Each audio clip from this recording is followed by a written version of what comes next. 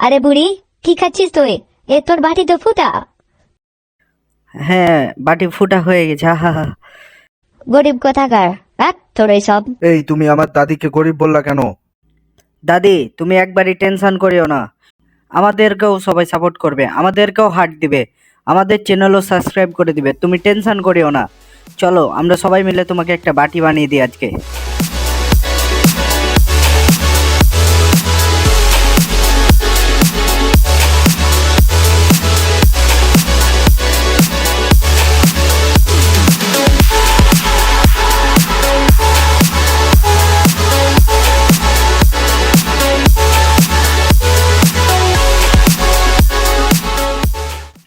আমার সাথে তোমরাও এই গরিব দাদির সাহায্য করতে চ্যানেলটিকে এখনই সাবস্ক্রাইব করে দাও।